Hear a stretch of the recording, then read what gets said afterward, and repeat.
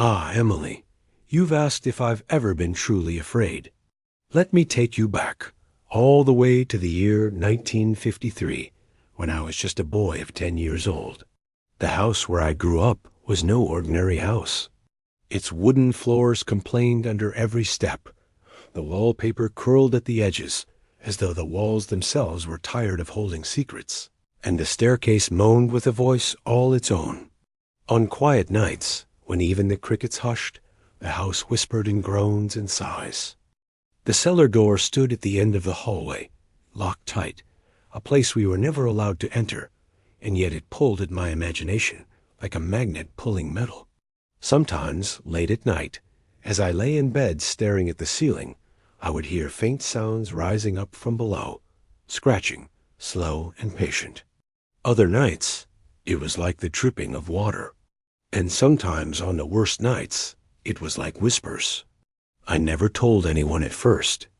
I thought perhaps it was just a child's mind playing tricks. But deep inside, I knew the house was trying to speak to me. The neighbors never liked to talk about our home. I remember asking once, and an old woman shook her head quickly, muttering, "Some doors should stay closed." My parents never explained what she meant. They just told me not to ask questions. But the silence around the house made me more curious, not less. Even our dog refused to go near the cellar door. He would growl low in his throat whenever I walked close, as though warning me to stay away.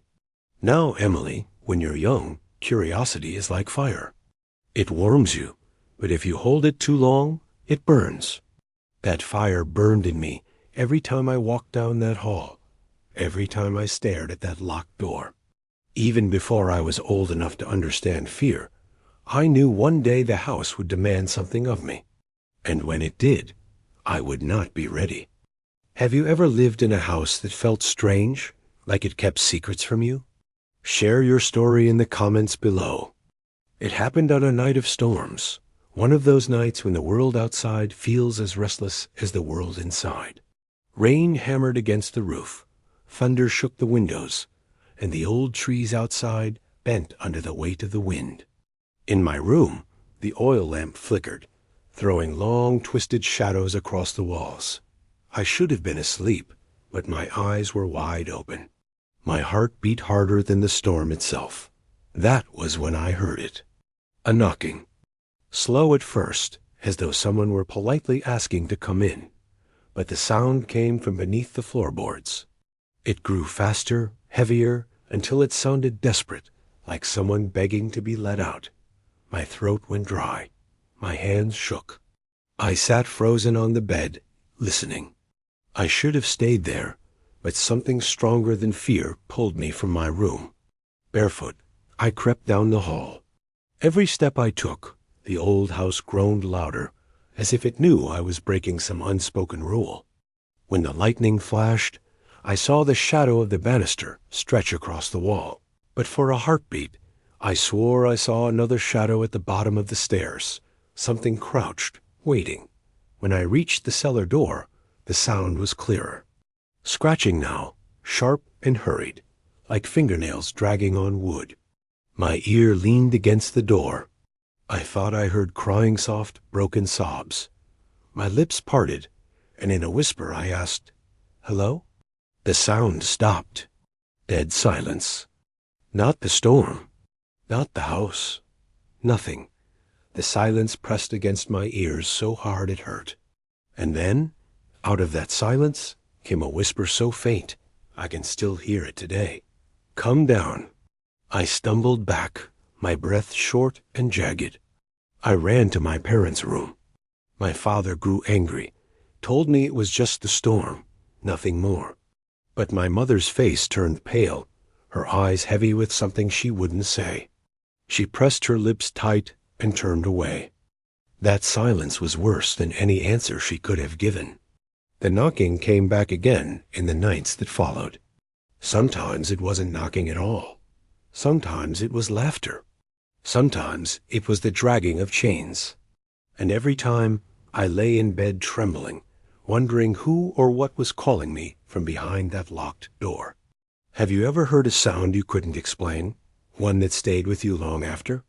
Tell me your experience in the comments. The cellar door became my obsession. By day, I tried to act like any other boy riding my bike, tossing pebbles into the creek, chasing fireflies at dusk. But every moment, a part of me was listening for the house, waiting for it to speak again. At school, my friends laughed and played without worry. But I found myself staring at the clock, counting the hours until I'd return to that hallway, until I would see that door again. I began to dream about it. In those dreams, the key hung on a chain above my bed, swinging back and forth like a pendulum. And in the dream, I always reached for it, knowing that if I touched it, something would wake up on the other side. One afternoon, while helping my father clean the shed, I noticed a small iron key at the bottom of an old toolbox. It was rusted, heavy, and when I picked it up, it seemed too cold for summer. My hand trembled, though I tried to hide it. My father saw me holding it and snatched it away so quickly I barely caught his glare. "That's not for you," he growled. His voice was sharp, but his eyes looked afraid. He shoved the key deep into his pocket and walked away. That night, I lay awake, staring at the ceiling. The storm had passed, but in its place was something worse. Silence. The house was too still, too watchful. When I closed my eyes, I heard the whisper again. "Come down." It was clearer this time, not muffled through wood, but inside my head. My body felt heavy, but my legs carried me down the hallway. The door was there, waiting, its frame darker than the rest of the house, as though the shadows clung tighter around it. I placed my hand on the knob. It was ice cold. My breath caught. For a moment, I thought I felt the knob turn back, as if something on the other side was holding it. I ran back to bed that night, my heart hammering so hard it felt like it would crack my ribs. And yet, the whispers never left me. They followed me in my dreams, at school, even in the sunlight. The house was patient. It knew I would read her. What would you do if you found a locked door in your own home that seemed alive? Would you open it or walk away? Comment your thoughts below. Weeks passed before I dared get close again. But curiosity is a cruel companion. It wears you down. It gnaws at you until you have no choice but to answer its call. One summer evening, as the last rays of sun bled through the trees, I crept back to the cellar door. This time, I wasn't alone. My sister Clara had followed me down the hall. She was younger than me, only 7, but sharp-eyed and braver than she should have been. She whispered, "What are you doing?" I tried to brush her off, but she stood her ground. Together, we stared at the door. And then it moved. Just slightly, just enough to show the latch wasn't holding as tightly as before. A sliver of darkness appeared in the gap, and from it came a smell I will never forget. Damp earth, rusted metal, and something else, something sweet, like rotting fruit. Clara covered her nose. My hand reached forward almost without me willing it, pushing the door just an inch further. That was all it took. In the faint gap, I saw movement. Not a person, not an animal. Something pale, shifting, almost human in shape, but too thin, too wrong. The instant it sensed us, the door slammed shut so hard the walls shook. Clara screamed, and I grabbed her hand, dragging her back to our rooms. That night, she cried herself to sleep. I sat awake, staring at the dark ceiling, asking myself if I'd imagined it. But I hadn't. The smell still clung to my clothes. And worse, when I closed my eyes, I saw its eyes. Sunken, hollow, glowing faintly like embers hidden in ash, watching me. The next morning, Clara begged me never to go near the cellar again. But even as she pleaded, I felt the pull stronger than ever. The house wanted me there. Whatever was behind that door had seen me, and now it would not forget me. If you saw something through a crack in a door, something not human, would you tell someone or keep it secret? Let me know in the comments. The following morning, my grandfather visited. He lived only a few miles away, but he seldom came without notice. That day, though, he walked into our kitchen before breakfast, his cane tapping against the floorboards like a clock counting down. I remember the way he looked at me. Not a warm smile, not his usual chuckle. His eyes, gray, sharp as knives, searched my face, then drifted toward the hallway where the cellar door hid. "You've been listening, haven't you?" he said softly. I froze, spoon halfway to my mouth. How did you know?" I whispered. Grandfather sighed. He set his cane against the table, lowered himself into a chair, and rubbed his weathered hands together. "Because the house always chooses the curious ones first. I was your age when it called to me, and I made the mistake of answering." He didn't say more at first. My father stiffened, his face pale. "Dad, don't," he muttered. But my grandfather's voice rolled on, heavy and certain. He told me there was something sealed beneath the house long before it was ours. A bargain made generations ago when settlers built on this land. The cellar was never meant to be opened again, but the lock weakens when someone listens. When someone wants to know. "You've woken it," he said. His hand trembled as it clutched mine. "And now it will follow you, no matter where you go." For the first time since I'd seen those hollow eyes, I felt true fear not of the thing itself, but of the idea that I was bound to it, that it had chosen me. That night, as the house settled into silence, I heard my grandfather's voice in my head. "Don't answer when it calls. Whatever you hear, don't answer." And yet, as the clock neared midnight, the whisper came again, curling around the edges of my thoughts. Louder this time, clearer. "Come down." If your grandfather warned you about something supernatural in your own home, would you believe him or think it was just an old man's tale? Share your thoughts. Clara never let things go. After what we had seen at the door, she had sworn never to speak of it again. But children don't keep promises forever. A week later, she cornered me in the yard, her small fists balled at her sides. "You saw it, didn't you? You're not pretending. It was real." I tried to brush her off, but she pushed me. "If you're not scared, prove it. Open the door." I stared at her, stunned. "Are you crazy? You saw what I saw." Her face flushed red with anger and fear. "Then we tell someone. We tell Mom, Dad, Grandpa, but something in me refused. Maybe pride, maybe the strange pull that wouldn't leave me alone. "No one will believe us," I said. "They'll just say we imagined it." That night, Clara crept into my room with a flashlight. She stood by the door, her eyes wide. "If you don't come with me, I'll go alone." My chest tightened. I couldn't let her face it alone, not with those glowing eyes burned into my memory. So I followed, down the creaking stairs through the dark hall, until we stood once more before the cellar door. The wood looked swollen, as though it were breathing. The keyhole glimmered faintly, like a tiny eye of its own. Clara shoved the flashlight into my hand and whispered, "Do it." I hesitated, every nerve in my body screaming to run. And then I leaned forward, just enough to put my ear against the door. The whisper was waiting for me. But this time, it didn't just call my name. This time, it said something new. "Open, and I will show you what you truly are." My knees went weak. Clara gasped, clutching my sleeve. We bolted before the door could move again, running back to the safety of our beds. But the words followed me long after my heartbeat slowed. "What I truly am." If a voice promised to reveal the truth about who you really are, but you had to open a forbidden door to learn it, would you take the risk?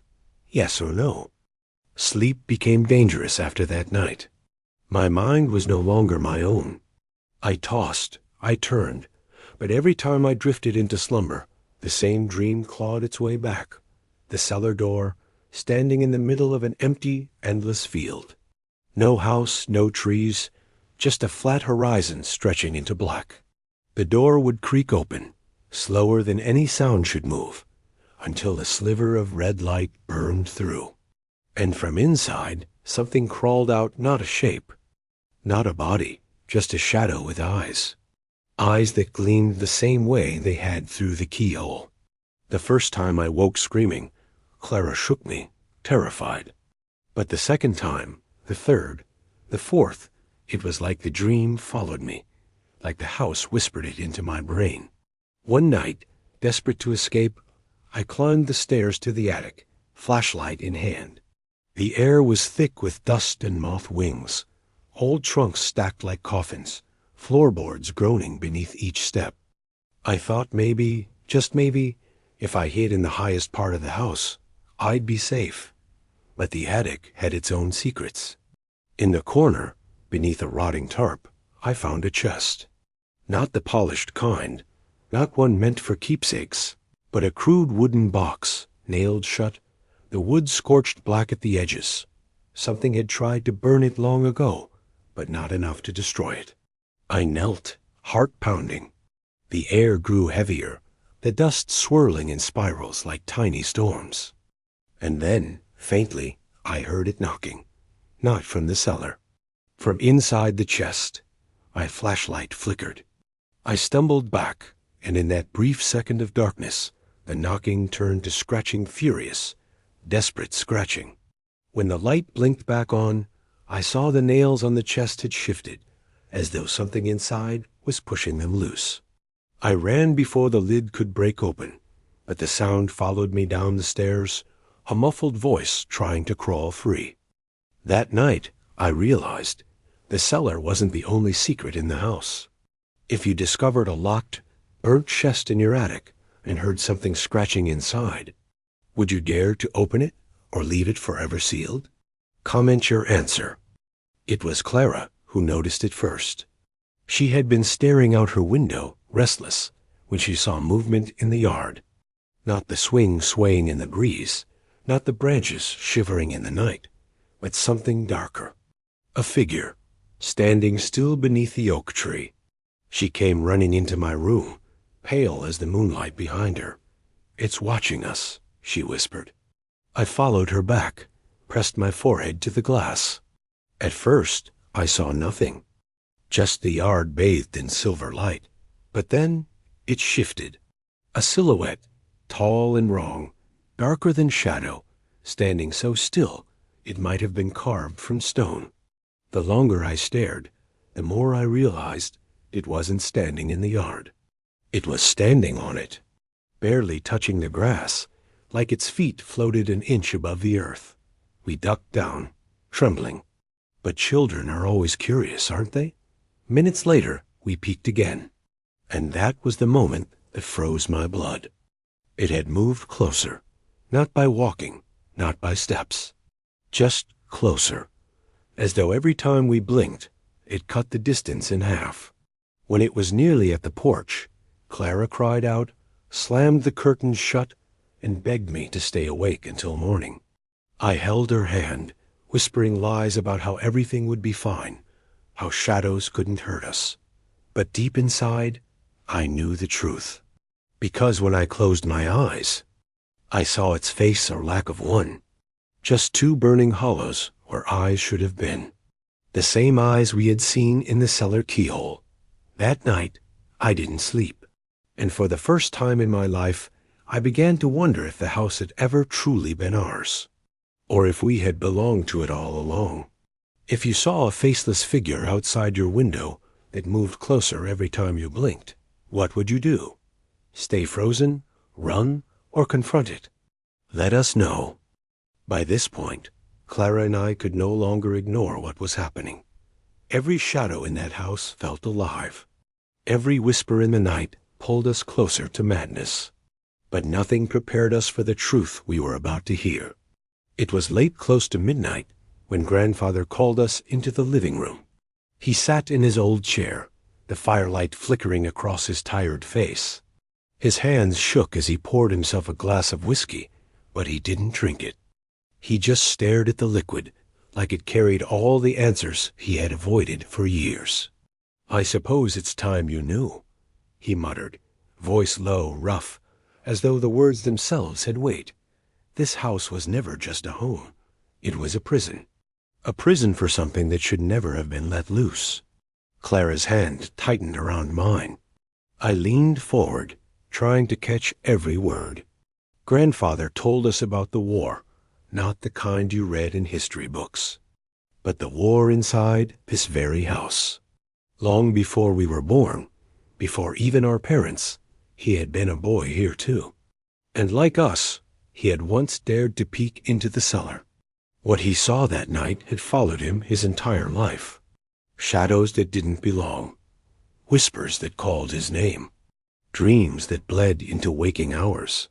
His father, our great-grandfather, had tried to seal the evil inside, building walls, burning wood, burying relics. But it was never enough. The house always wanted more." Grandfather leaned forward, his eyes wet but burning. "I thought I escaped when I left for the army. I thought distance could save me. But when I came back, when I rebuilt this place, it was waiting. It never left. And now, because of me, it's found you." The room fell silent except for the crackling fire. Clara whispered, "Then how do we stop it?" Grandfather's voice broke as he answered, "I don't know if we can.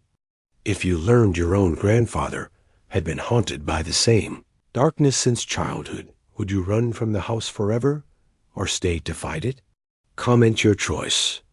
Sleep was impossible after his confession. Every creak of the old floorboards felt like a warning. Every gust of wind outside the windows sounded like a whisper. But the worst came just before dawn. The house shook. Not violently, but subtly, like it was breathing. The cellar door rattled beneath the floorboards, a low thud, thud rising from below. Clara screamed. Grandfather grabbed his cane and forced himself to stand, even though his body was frail and weak. We followed him as he limped toward the cellar door, his face pale but determined. "It knows I've spoken," he said, "and it's angry." The door creaked before he even touched it. Slowly, deliberately, the lock unlatched by itself, the iron bolt sliding back with a shriek. The air turned bitterly cold, our breath foggy in the dim light. The door swung open. Blackness spilled out, not the absence of light, but a living, moving darkness that seemed to reach for us. Clara grabbed my arm, trembling. "Grandpa, don't." But he stepped forward, gripping the frame with both hands, his voice sharp and commanding. "You will not take them. You'll deal with me." The shadow in the doorway twisted and coiled, forming shapes that were almost human, almost faces, but never complete. And then those eyes, burning hollows, watching us from the dark, hungrier than ever. The house groaned. The floor trembled. And in that moment, I understood. This was not just a haunting. This was a battle. One our grandfather had been fighting his whole life. One he had now dragged us into. And as the blackness spilled further, reaching across the floorboards like grasping fingers, I realized the house was choosing. It would either take him, or it would take us. If you stood before a door spilling living darkness into your home, and your grandfather told you to run while he faced it, would you obey, or would you stay by his side? Let us know in the comments. After the cellar door burst open, there was no going back. The house was alive now, every beam and board groaning as if it had a pulse. We tried to retreat into the kitchen, but the moment Clara grabbed the handle, the door slammed shut with a force that nearly broke her fingers. The windows rattled in unison. Curtains tore themselves from the rods and twisted in the air like writhing hands. The photographs of our family portraits that had hung on the walls for decades began to fall. One by one, their glass shattering across the floor. But it wasn't random. The pictures didn't just fall. They were being targeted. I stared in horror as every frame cracked, and the faces inside were slashed with jagged black streaks, as if the house was erasing us. Grandfather staggered but stood tall, shouting into the chaos, "You will not take them. You've taken enough." The house groaned louder, like it was laughing. And then Clara screamed. Her hair lifted as if an invisible hand had grabbed it. I lunged forward, yanking her free, and the moment my hands touched her, the cold surged through me like ice water. Grandfather slammed his cane against the floor. The boards rattled beneath him, and for a split second, the chaos stopped. Silence swallowed the room. He turned to us, face grave. "This house will not let us go," he said. "Not unless we pay the price. If the walls of your own home turned against you, twisting, trapping, erasing your family, would you keep fighting? Or would you give up and surrender? Comment your choice." By dawn, the storm inside had grown worse. The house no longer tried to scare us. It tried to bargain. We sat huddled in the living room, the fire long dead, our breaths fogging in the cold. The cellar door remained open, blackness spilling up the stairs like smoke, and from inside it, a voice began to whisper. It wasn't loud. It wasn't even clear. But the sound slithered into our heads, shaping words we didn't want to hear. "Give me one," it hissed. "One to stay, one to feed. The rest may go." Clara clutched my arm so tightly, I thought her nails would draw blood. My heart pounded, rage mixing with terror. "We're not making any deals," I shouted. But the voice only laughed, a low, echoing sound that shook the floorboards. Grandfather rose to his feet, his face pale but burning with fury. "I made an oath when I was a boy," he said. "An oath sealed in blood. My father thought he had trapped it, but he only made it stronger. And now it wants me back." He pulled back his sleeve, revealing a faint scar across his forearm, so old it was almost invisible. My stomach turned cold. He had known about this all along. He had lived with it.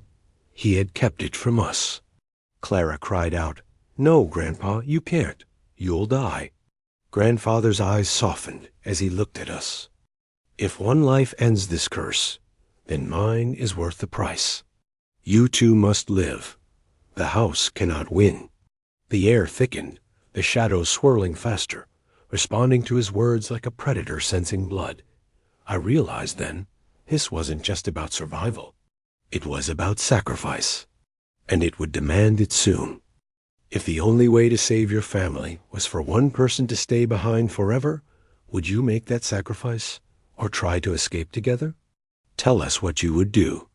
Grandfather stood at the edge of the cellar door, the black void yawning below him like the open mouth of a beast. The air that rose from it was wrong stale, metallic, and sharp, like blood left too long in the sun. Clara clung to my arm, trembling so hard I could feel her bones shake. "We can't let him go down there," she whispered. But Grandfather's voice was steady. "This began with me. It will end with me." The house creaked as if mocking him, the walls bowing inward, the ceiling groaning overhead. It wanted us to see, to watch him descend into its stomach. He lit an old lantern, its weak flame flickering against the shadows that gathered thick around the doorway. For a brief second, I thought I saw something move below faces, pressed against the darkness. Not faces of strangers, faces of family, ancestors, their mouths open in silent screams, their eyes hollowed black. "Grandpa, please," Clara sobbed. He turned to us, and in the dim glow, I saw something I had never noticed before. Fear. But not just fear, love, stronger than anything else. "Stay here. No matter what you hear, don't follow me." And with that, he stepped into the darkness. The lantern swayed, shrinking into the abyss until all we could see was a trembling pinprick of light. Then, nothing. The light was gone. The silence that followed was unbearable. Then the house roared. The floor beneath us shook violently. Books hurled themselves from shelves. Chairs skidded across the room. Clara screamed as the fire in the hearth reignited, but not with flame-black smoke poured upward, forming the faint outline of a figure. It was watching us, waiting. If someone you love walked into darkness to save you, would you honor their last words and stay behind? Or would you follow them no matter the danger? Write your answer below. Hours passed, though it felt like years. We stayed huddled together, but the house would not let us rest. Every door slammed shut. Every window pulsed with a glow that came from nowhere. The shadows grew thicker until even the lamps gave no comfort. Then, from the cellar, the lantern light flickered back to life. But it wasn't Grandfather holding it. A shape climbed from the darkness, twisted, elongated, wearing the faintest outline of his uniform from decades ago. My chest clenched. It was him, and yet it wasn't. His voice was layered now, two tones overlapping, his own and something older, something cruel. "The house has agreed to a bargain," he said, his eyes glinting with an unnatural shine. "It will release you both." "If I stay," Clara sobbed. "No, don't do this." He reached out a trembling hand, touching her cheek. For a second, I swear I saw the real grandfather fighting behind his eyes. "You must live," he whispered. "Carry our name forward. End this story where it should have ended long ago." The shadows wrapped around his legs, pulling him back toward the cellar. He didn't fight. He let them take him. I lunged forward, but the air itself slammed into me like a wall, throwing me against the floor. My ears rang, my vision blurred. Clara screamed his name, reaching out desperately as the cellar swallowed him whole. Then silence. The house stilled. The walls straightened, the groans ceased. For the first time in nights, the air warmed, but he was gone. If your loved ones sacrificed themselves for you, would you accept their gift and move forward, or spend your life searching for a way to bring them back? Share your thoughts. Perfect. Let's continue. This next part is where the story twists again. The house may have gone silent, but nothing truly ends that easily. For the first time in days, the air inside the house was calm. Too calm. Clara and I sat in the parlor, our faces still wet from tears, our hearts raw with the weight of what had just happened. The walls no longer groaned. The shadows had thinned. Even the oppressive chill that had haunted every corner of the house seemed to lift. But it wasn't peace. It was emptiness. The fire in the hearth burned with ordinary light now, steady and warm. The house looked normal, as though nothing had ever happened. But the silence pressed on us harder than the chaos had. Clara turned to me, her face pale. "He's really gone, isn't he?" I wanted to tell her no, to comfort her with some hope, but the words caught in my throat. Instead, I nodded slowly. "He made his choice." She shook her head violently. "No, that wasn't him. That thing, it wasn't him. Grandpa's still in there. He has to be." I looked at the cellar door. It was shut now, sealed tight. The lantern was gone. His voice was gone. But in the hollow of my chest, I felt something like an echo, as though a piece of him was still calling out. Suddenly, a floorboard creaked upstairs. Clara jumped. I froze. The sound was slow, deliberate footsteps. We weren't alone. If you were in that house, would you run as far as you could or climb those stairs to face whatever was waiting? Comment your choice below. The footsteps grew louder. Each one sent a tremor through the wood, as if the entire house was exhaling with it. Clara grabbed my hand. "Don't go," she whispered, her voice breaking. But I had to. Something inside me pushed me forward, against every instinct screaming at me to stay put. Slowly, carefully, I began climbing the stairs, each step groaning under my weight. Halfway up, I paused and looked back. Clara stood at the bottom, her eyes wide, tears glistening. She was shaking her head, silently begging me not to continue. I turned back to the top. The hallway above was shrouded in shadow. At the far end, just past the flickering light of a single lamp, stood a figure. It was him, Grandfather, or something wearing his face. He stood perfectly still, his head tilted slightly, eyes hollow yet fixed on me. For a moment, hope surged through me. I wanted to run into his arms, to believe he had somehow escaped the cellar. But then he smiled, and it wasn't his smile. The air around me grew icy, my breath visible in sharp bursts. I gripped the railing, fighting the urge to collapse. "Grandpa?" My voice cracked. The figure didn't answer. It only lifted its hand and pointed at Clara. She screamed, the sound echoing off the walls, as the shadows around her stretched like claws reaching for her feet. I raced down the stairs, grabbing her before they could close in.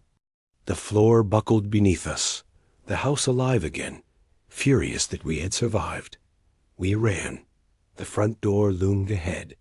I threw it open with all my strength, and for the first time, cold night air rushed in clean, pure, alive. We didn't look back. We just ran into the night, the house roaring behind us like a beast denied its prey. And then, silence. We stopped in the middle of the road, gasping for air. Clara collapsed to her knees, sobbing. I looked back at the house. It stood there, dark and still, as though nothing had happened.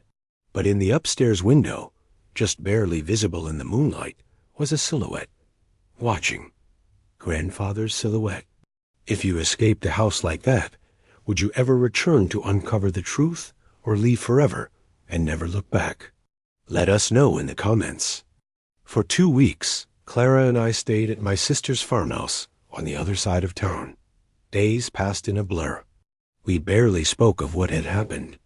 Every time we tried, the words caught in our throats, dissolving into silence. Clara slept with the lamp on. I heard her stir at night, whimpering, whispering under her breath, as though she was trying to keep something away. She didn't want me to know, but I could see it, the way her hands trembled, the way she flinched at every sound. The townsfolk noticed too. They asked questions, curious about why we had left so suddenly, but we gave them nothing. Who would believe us if we told them the truth? That the house was alive, that shadows had a voice, that our grandfather had chosen to remain with them? The strangest part was the silence. For the first time in years, I could hear the world clearly, birds in the morning, wind through the trees, Clara's soft breathing at night. But it felt wrong, like the silence wasn't ours. Like it belonged to the house, and it was only lending it to us for a little while. One night, I woke up to the sound of humming, a tune I hadn't heard since I was a child. I froze. It was my grandfather's lullaby. I followed the sound through the hallway, past the kitchen, out into the yard. And there, by the old oak tree, Clara stood barefoot in her nightgown, staring into the dark. Her lips were moving, humming that same song. I called her name. She didn't answer. When I touched her shoulder, she jolted awake, eyes wide with terror. "He's here," she whispered. "He followed us." If someone you loved claimed a ghost followed them home, would you believe them, or think it was just trauma speaking? Comment below. After that night, the signs grew stronger. Objects moved on their own. The smell of smoke drifted through rooms with no fire. And always, at the edge of hearing, the sound of boots creaking across the floorboards. Clara begged me not to go back, but I knew what had to be done.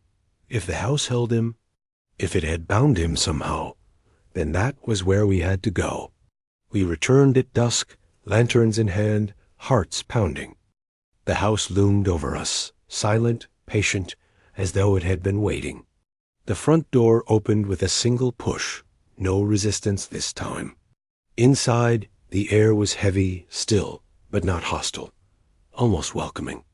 We moved cautiously, step by step, toward the cellar. The door was still shut, just as we'd left it. Clara clutched my arm, whispering, "We shouldn't be here. We're not meant to come back." But I couldn't stop.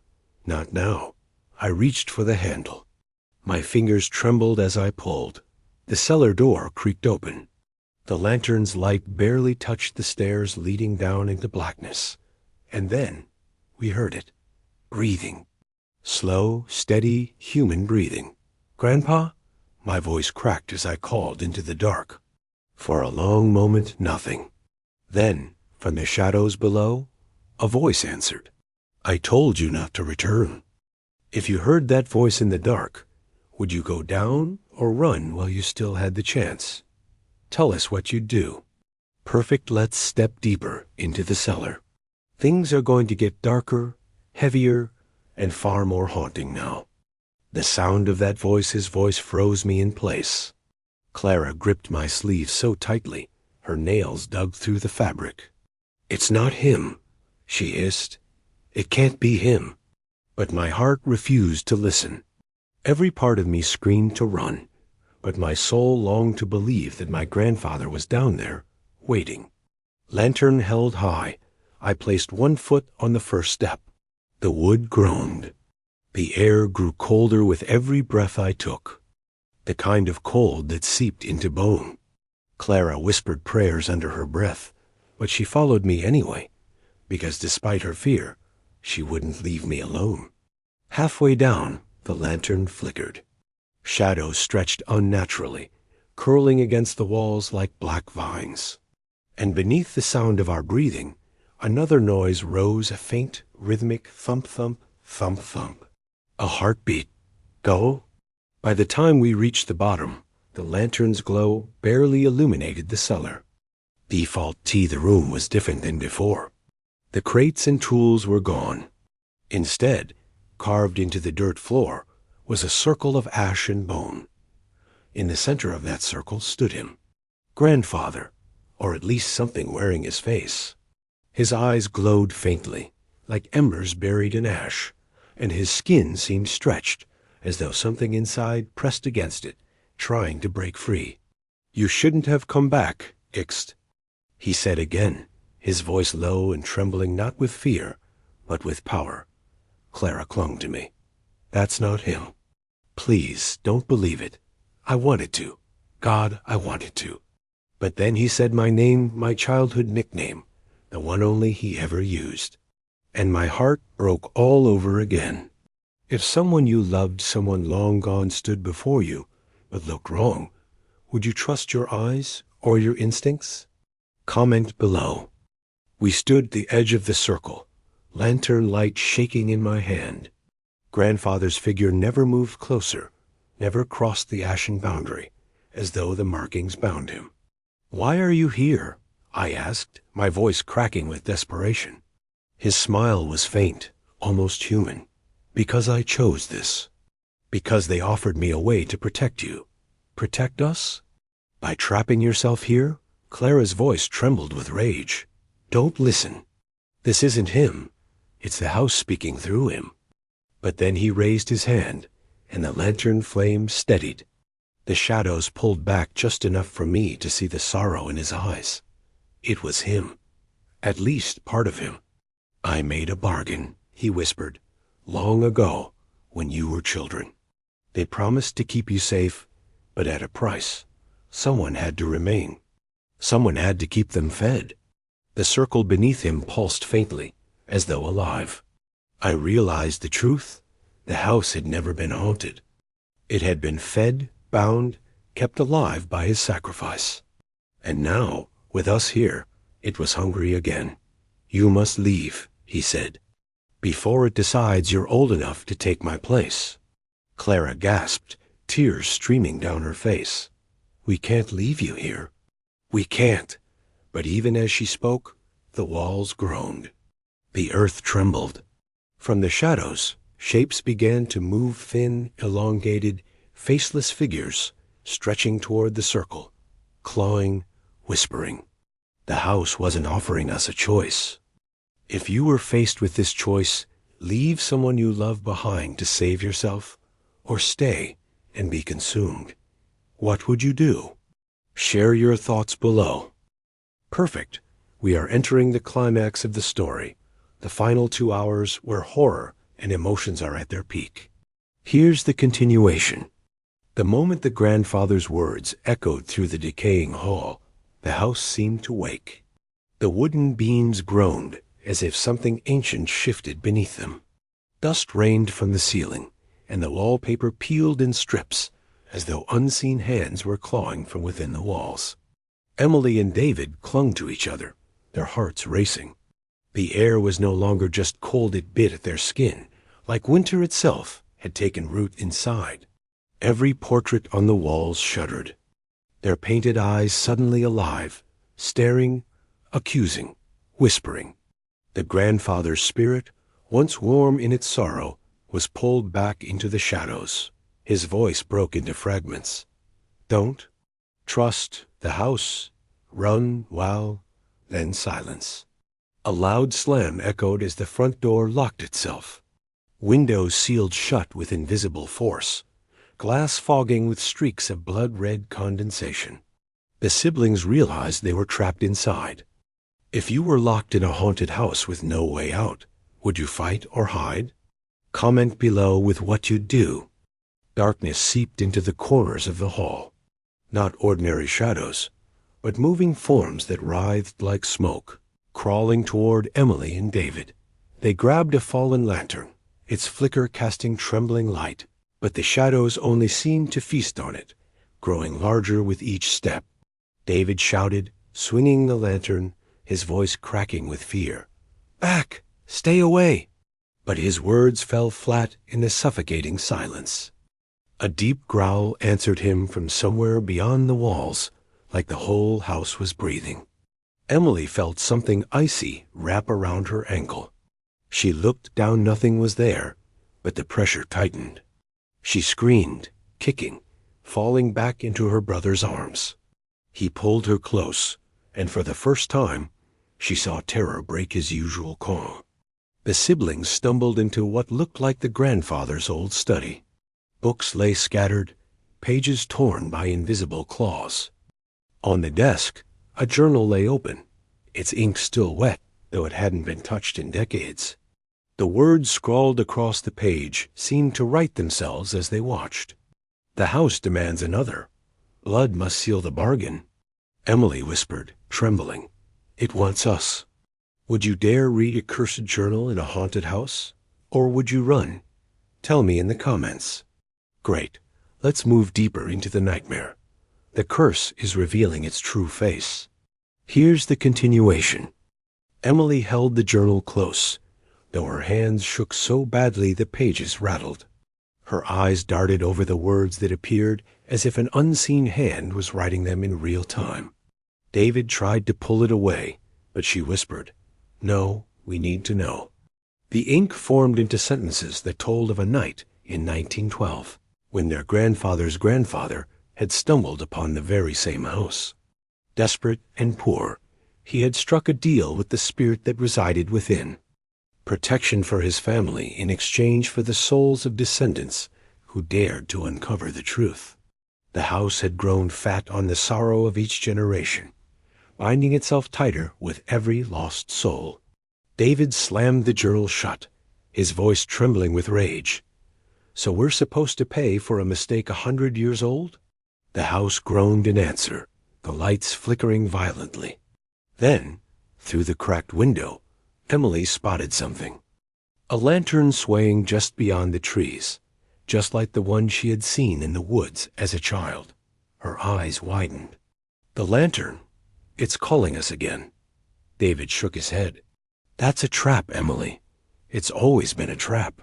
But deep in her heart, Emily knew the lantern was also the key. Do you believe curses can pass through generations? Comment YES if you think they're real, or nitrogen monoxide if you don't.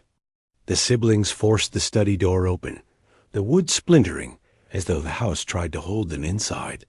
They stumbled into the hall, shadows clawing at their heels. Emily clutched the journal in one hand, David the dying lantern in the other. The moment they reached the front door, it unlatched itself with a slow, mocking creak. The siblings didn't hesitate. They burst out into the night air, gasping as though they'd surfaced from drowning.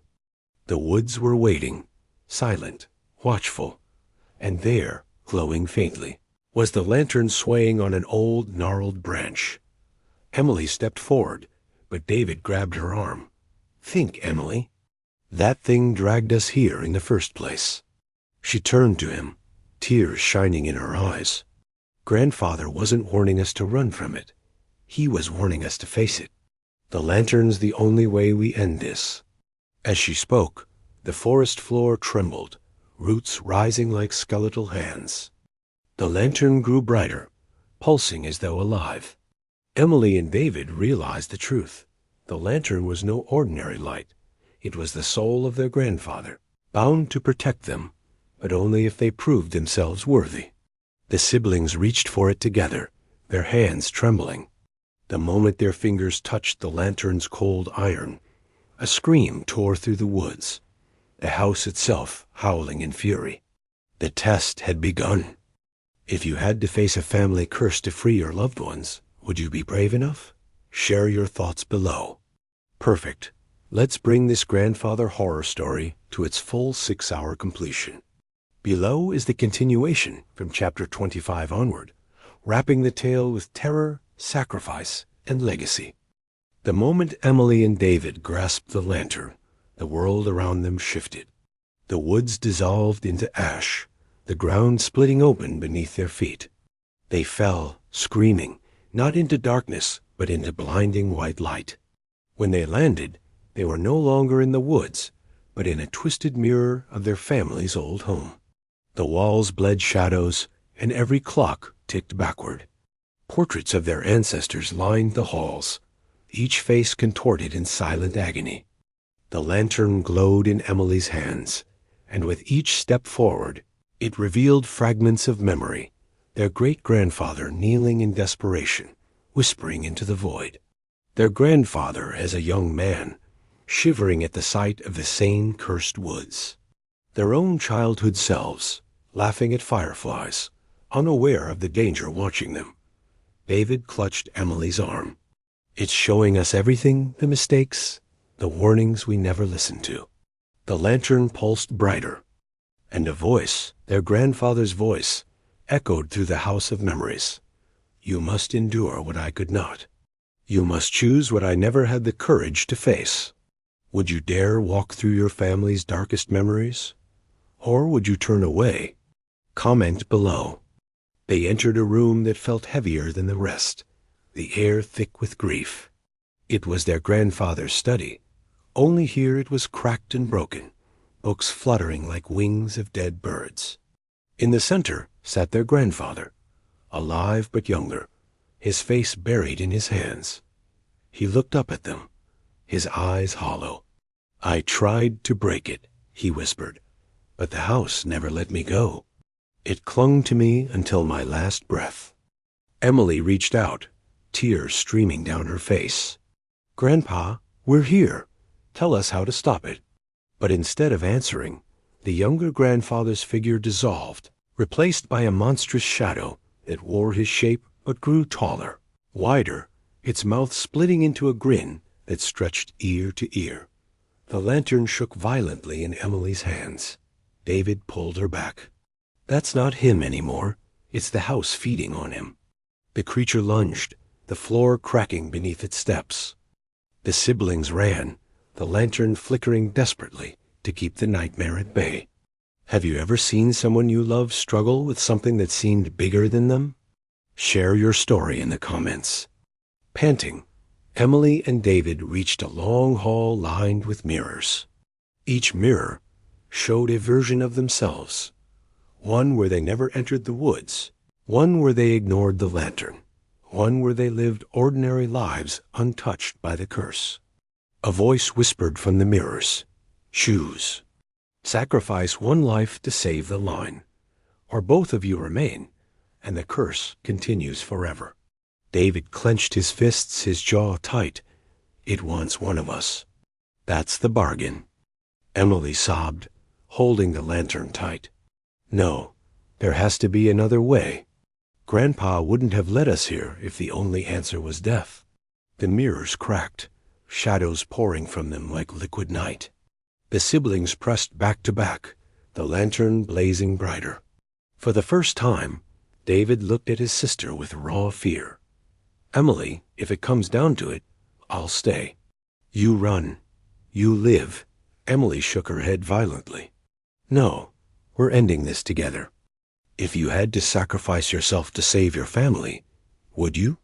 Type yes if you'd do it. Nitrogen monoxide if you couldn't. The house roared, its walls closing in. The monstrous shadow of their grandfather reappeared, lunging with claws of black smoke. Emily raised the lantern, screaming, "We are not afraid of you anymore." The lantern burst with golden fire, spilling light across every shadow, every cursed corner. The mirrors shattered, the portraits burned, and the monster screamed, its form melting like wax. Emily and David held on to each other as the light grew too bright to bear. They felt the house itself tremble, splinter, and then collapse into nothingness. When they opened their eyes, they were lying in the real woods again, the lantern gone, the house nowhere in sight. Only ashes remained, carried away by the wind. For the first time, the woods were silent, not cursed, not alive, just woods. David whispered, his voice breaking, "We did it. We really did it." Emily looked up at the sky, the first light of dawn breaking through. She smiled faintly. Grandpa's free now. If this ending gave you chills, make sure to like and share this video with someone who loves a good mystery. Weeks later, Emily sat in her bedroom, writing in her journal. She wrote about the house, the curse, the way it had nearly claimed them. She wrote about their grandfather, his bravery, and the lantern that had guided them through the nightmare. David entered, leaning against the doorframe. Still writing about it? Emily smiled softly. Some stories aren't just meant to be told. They're meant to be remembered. Weeks later, Emily sat in her bedroom, writing in her journal. She wrote about the house, the curse, the way it had nearly claimed them. She wrote about their grandfather, his bravery, and the lantern that had guided them through the nightmare. David entered, leaning against the doorframe. Still writing about it? Emily smiled softly. Some stories aren't just meant to be told. They're meant to be remembered. She closed the journal and looked out the window at the woods, now calm and green. For the first time in her life, she didn't feel fear when she saw the trees. She felt peace. Do you think some family stories are meant to be passed down forever? Tell us what you believe. Emily and David visited their grandfather's grave together. They placed a lantern, a real one, beside the headstone, its soft glow flickering in the twilight. Emily whispered, "Thank you for guiding us, Grandpa. We'll never forget you." David put a hand on her shoulder. He gave us more than a story. He gave us strength. The two stood in silence, the lantern's flame reflecting in their eyes. The story ended not with fear, but with love the kind that endures, even when shadows try to consume it. And as Emily turned to the camera, her voice steady, she left the audience with one final message. True horror isn't what lives in the dark. It's forgetting the love that carries us through it. Never forget where you come from, and never let fear write your story.